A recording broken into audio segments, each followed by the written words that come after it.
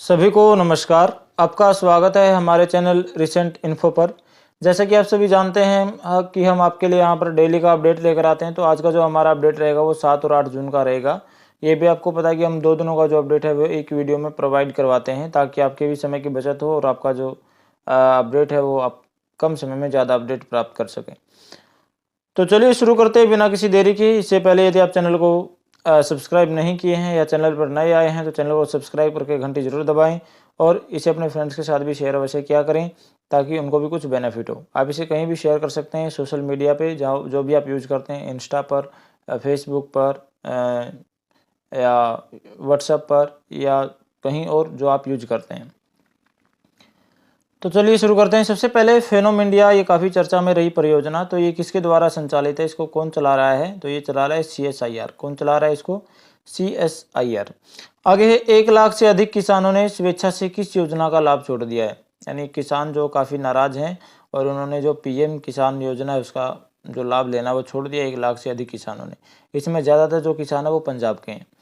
आगे चलते हैं। किसने ग्रीन डे के बेटर न्यूट्रिशन में निवेश भी कर लिया, यानी इसमें इन्वेस्ट किया है और फिर उसका ब्रांड एम्बेसडर भी ये बन गई है। तो इनका नाम क्या है? ये PV Sindhu. PV Sindhu badminton star हैं, तो ये ब्रांड एम्बेसडर बनी है किसकी? बेटर न्यूट्रिशन के लिए। आगे हर वर्ष दुनिया भर में विश्व खाद्य सुरक्षा दिवस मनाया जाता है। तो कब मनाया जाता है आपको बताना है। तो ये मनाया जाता है 7 जून को। तो ये भी आपसे परीक्षा में पूछे जाते हैं प्रश्न कि कौन सा दिवस कब मनाया जाता है, तो आपको ये भी ध्यान में रखना पड़ेगा। आगे दुनिया भर में विश्व महासागर दिवस कब मनाया जाता है? तो ये 8 जून को मनाया जाता है और इसका जो थीम है अब की बार वो है नई गहराइयों को जगाना। आगे चलते हैं। 12 जून 2024 से आंध्र प्रदेश की आधिकारिक राजधानी क्या होगी? तो हैदराबाद जो है वो आंध्र प्रदेश और तेलंगाना की संयुक्त राजधानी थी। तेलंगाना और आंध्र प्रदेश। तेलंगाना और आंध्र प्रदेश की संयुक्त राजधानी थी हैदराबाद। उसको 10 साल के लिए रखा गया था संयुक्त राजधानी के रूप में।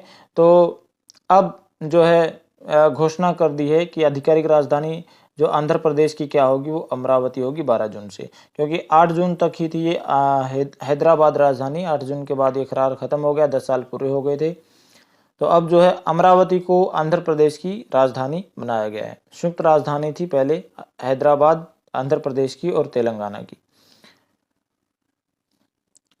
आगे चलते हैं। आगे है और किन राज्यों की संयुक्त राजधानी है, आप कमेंट बॉक्स में लिखकर बताइए। आगे भारतीय निशानेबाज सिप्त कौर समारा ने ISSF विश्व कप 2024 में कौन सा पदक जीता है?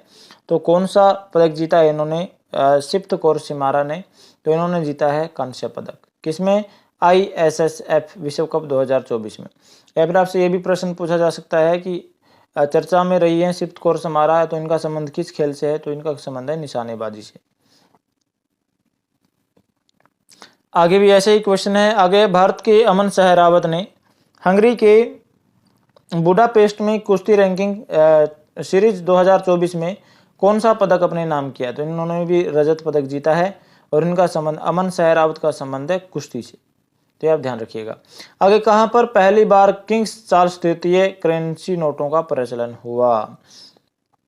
तो ये पहली बार है जो किंग्स चार्ल्स तृतीय के जो वो नोटों के ऊपर आ गया है। तो कहां पर हुआ? ये ब्रिटेन में।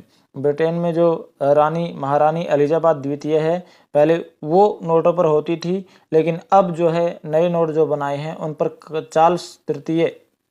किंग चार्ल्स तृतीय का फोटो आया है। तो ये ब्रिटेन के बैंक ने किया है, बैंक ऑफ ब्रिटेन ने। तो जो एलिजाबेथ के नोट जारी किए हुए थे पहले, उनको बदलवा सकते हैं, लेकिन ये एलिजाबेथ के जो नोट हैं वो बंद नहीं होंगे। ये भी बैंक ने वो किया है, मतलब क्लैरिफाई किया है बैंक ने कि जो एलिजाबेथ द्वितीय वाले नोट हैं वो बंद नहीं होंगे, लेकिन जो बदलवाना चाहे वो बदलवा सकता है। इनको जो है 5 से लेकर 30 जून तक का समय दिया है बदलवाने का, ठीक है। और ये प्रचलन में दोनों ही रहेंगे, रानी एलिजाबेथ के नोट भी और ये किंग्स चार्ल्स तृतीय के नोट भी। आगे है AJT जॉन सिंह का 78 वर्ष की आयु में निधन हो गया है। तो ये कौन थे? तो ये वन्य जीव विज्ञानी थे। आगे, उस रूसी अंतरिक्ष यात्री का नाम क्या है जो हाल ही में अंतरिक्ष में 1000 दिन बिताने वाले पहले व्यक्ति बन गए हैं? यानी ये लगभग 5 मिशनों पर गए हैं अंतरिक्ष में, तो टोटल मिला के इसके 1000 दिन 1110 दिन हो गए शायद। तो ये पहले वे ऐसे व्यक्ति बन गए जिन्होंने 1000 या उससे अधिक दिन बिताए हैं अंतरिक्ष में। तो इनका नाम क्या है? इनका नाम है ओलेग कोनोनेंको। क्या नाम है? Oleg Kononenko. और ये कहाँ के हैं? ये रूस के। कहाँ के हैं? ये रूस के। आगे चलते हैं। भारत ने किस देश के साथ बायो फार्मास्यूटिकल गठबंधन शुरू किया है? तो ये अलायंस बनाया बायो फार्मास्यूटिकल। तो ये किस देशों के साथ शुरू किया है? ये किया है अमेरिका, जापान, दक्षिण कोरिया और यूरोपीय संघ। यानी इसमें यूरोपीय संघ, दक्षिण कोरिया, जापान, अमेरिका और भारत ये देश शामिल हैं। तो आप इसको याद रखिएगा, कई बार परीक्षा में पूछ लिया जाता है कि बायो फार्मास्यूटिकल गठबंधन में कौन सा देश शामिल नहीं है। तो आपको यदि ये सब पता होगा तो आप सही कर देंगे, नहीं तो सही नहीं कर पाएंगे। आगे है, संयुक्त अरब अमीरात यूएई में रेट्रो रिवाइवल नामक एक प्रदर्शनी का आयोजन किया गया। वो किसके द्वारा किया गया? तो ये किया गया पेंट ब्रश आर्ट कम्युनिटी। ये कलाकारों की कम्युनिटी है ये। तो इसके द्वारा जो है वो कल्चरल कलाकार, इन्होंने रेट्रो रिवाइवल नाम से एक प्रदर्शनी का आयोजन किया। कहाँ पर? संयुक्त अरब अमीरात में। आगे, गाम्बिया के सिविल सेवकों के लिए चौथा मिड करियर प्रशिक्षण कार्यक्रम कहाँ पर संपन्न हुआ? यानी पूरा हो गया। ये कहाँ पर हो गया? ये हो गया नई दिल्ली में। नई दिल्ली में प्रशिक्षण कार्यक्रम था, तो ये पूरा हो गया है। चौथा ये था। ठीक है। आगे, संसद भवन में परिसर में प्रेरणा स्थल कौन विकसित कर रहा है? तो प्रेरणा स्थल का निर्माण हो रहा है। कौन कर रहा है? ये लोकसभा सचिवालय कर रहा है। आगे चलते हैं। संयुक्त राष्ट्र ने किसको बच्चों के खिलाफ अपराध करने वाले देशों की शर्मिंदगी सूची में शामिल किया है? तो ये किया है इजराइल और हमास को। किसको किया है? इजराइल और हमास को।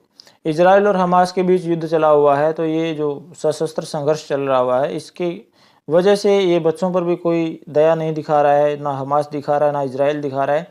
चाहे बूढ़ा आ जाए बच्चा सामने, या बच्चा आ जाए, या औरत, या कोई भी आ जाए, सबको मारा जा रहा है। तो ये इसलिए अपराध बच्चों के खिलाफ सशस्त्र विद्रोह में या सशस्त्र संघर्ष में बच्चों के खिलाफ अपराध करने वाले देशों की जो शर्मिंदगी सूची है, इसमें दोनों देशों को डाल दिया है। किसने? यूएन ने, संयुक्त राष्ट्र ने, इजराइल और हमास को। आगे, बिस्लेरी लिमोनाटा ने अपना पहला ब्रांड एम्बेसडर किसे नियुक्त किया है? तो बिस्लेरी लिमोनाटा जो है ये पानी बेचने वाली कंपनी है, जो ठंडा पानी बेचती है। या बिस्लेरी एक ब्रांड बना हुआ है। आपने कई बार एडवर्टाइजमेंट देखी होगी, टीवी में आती होगी कि 2 ऊँट जो आते हैं दुकान पर जाते हैं, उनको बोलते हैं कि बिस्लेरी दे दो। दुकानदार उनको कुछ और पकड़ा देता है, तो वापस वो पी के दुकानदार के ऊपर ही वापस कुल्ला कर देते हैं, बोलते हैं कि हम ऊँट हैं, गधे नहीं हैं। तो बिस्लेरी एक ब्रांड है, पानी जो बेचता है।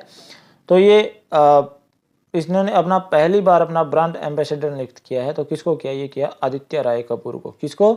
आदित्य राय कपूर, ये एक अभिनेता है। आगे, भारत की पहली एस्ट्रो टूरिज्म पहल का अनावरण कहाँ किया गया? तो ये उत्तराखंड में किया गया। उत्तराखंड में कौन है? पुष्कर सिंह धामी। आगे है नाता प्रथा। ये इसके उन्मूलन का आह्वान किसने किया? ये किया एनएचआरसी ने। क्यों किया भाई? कि ये जो नाता प्रथा है, इसका उन्मूलन होना जरूरी है। राजस्थान, मध्य प्रदेश, उत्तर प्रदेश और गुजरात के जो कुछ हिस्से हैं, वहाँ पर ये प्रथा कुछ ज़्यादा ही है।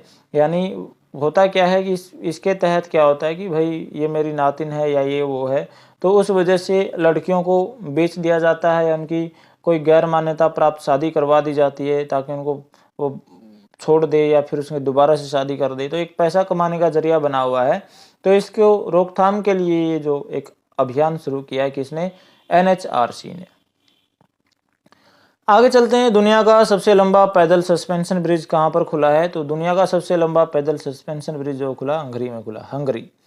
कौन सा देश भारत का शीर्ष तेल आपूर्ति करता है? यानी भारत सबसे ज़्यादा तेल किससे खरीदता है? ये रूस से खरीदता है। अभी रूस और यूक्रेन की जंग चली हुई है, तो देखिए क्या निर्णायक मोड़ होता है। रूस ने लगभग यूक्रेन के आधे हिस्से पर कब्जा कर लिया है। आगे है, कौन एप्पल को पीछे छोड़कर दुनिया की सबसे मूल्यवान कंपनी बनी है? यानी एप्पल को भी पीछे छोड़ दिया। आपको पता है कि एप्पल के स्मार्टफोन आते हैं तो बहुत ब्रांडेड कंपनी है, लेकिन ये दुनिया में एक नंबर की कंपनी थी, मानी सबसे ज़्यादा मूल्यवान कंपनी थी, लेकिन अब इसको भी पीछे छोड़ दिया। किसने छोड़ दिया? ये छोड़ दिया NVIDIA ने। किसने? NVIDIA। आगे चलते हैं। National gallery of modern art. National gallery of modern art ने कहा शिवाजी महाराज की 350वीं राज्याभिषेक प्रदर्शनी आयोजित की है। कहाँ पर की है ये 350वीं? ये की है नई दिल्ली में। कोई भी कार्यक्रम होता है तो नई दिल्ली जरूर होता है। अगर नई दिल्ली नहीं है तो फिर कोई दूसरा प्रमुख शहर होता है। तो अगर नई दिल्ली दिया आपको पता नहीं है तो आप नई दिल्ली लगा के आ जाइए, आपका 75% या 50% आपके सही होने के चांस होते हैं। आगे, लोकसभा में जीतने वाली सबसे कम उम्र की आदिवासी महिला कौन बन गई है? तो ये कर्नाटक से आती हैं, चिक्कोडी से। तो ये सबसे कम उम्र की आदिवासी महिला बन गई हैं। ये 2024 जो लोकसभा इलेक्शन हुए और 4 जून को जो रिजल्ट आया तो उसमें डाटा क्लैरिफाई हुआ, तो सबसे कम उम्र की आदिवासी महिला बन गई हैं लोकसभा में जीतने वाली। वो बन गई प्रियंका जरकी होली। कौन? प्रियंका जरकी होली। ये चिक्कोडी से जीती हैं, कर्नाटक से। आगे है EY world entrepreneur of the year 2024 किसे चुना गया है? ये चुना गया है वेलायन सुब्बैया को। किसको चुना गया है? वेलायन सुब्बैया को। और ये चौथे भारतीय बन गए हैं इस पुरस्कार को प्राप्त करने वाले, तो ये भी आप ध्यान रखिएगा। आगे चलते हैं। स्विट्जरलैंड और चीन के बाद तीसरा सबसे बड़ा सोना खरीदार देश कौन बना है? यानी सबसे पहले तो स्विट्जरलैंड खरीदता है सबसे ज़्यादा सोना, उसके बाद चीन खरीदता है। तीसरे नंबर पर कौन आ गया? तीसरे नंबर पर आ गया भारत। ठीक है, भारत तीसरे नंबर पर आ गया सोना खरीदने के लिस्ट में।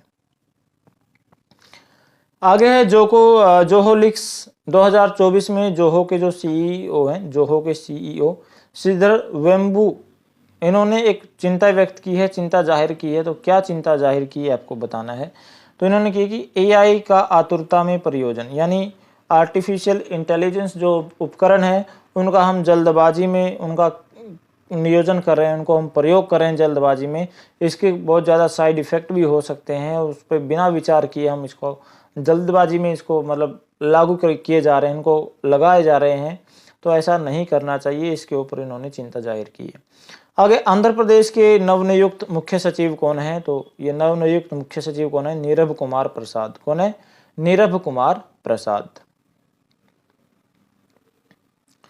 आगे है प्रथम विश्व मस्तिष्क ट्यूमर दिवस कब मनाया गया? तो प्रथम विश्व मस्तिष्क ट्यूमर दिवस जो मनाया गया वो 2000 में मनाया गया था, 2000 में 8 जून को। और ये 8 जून को मनाया जाता है विश्व मस्तिष्क ट्यूमर दिवस, ये 8 जून को मनाया जाता है। पहला मनाया गया था 2000 की साल थी 8 जून 2000 को, ये भी ध्यान रखिएगा। आगे है PNB मेटलाइफ ने किसको अपना MD और CEO नियुक्त किया है? तो किसको बनाया है अपना MD और CEO मेटलाइफ ने? PNB समीर बंसल को। किसको बनाया है? समीर बंसल को।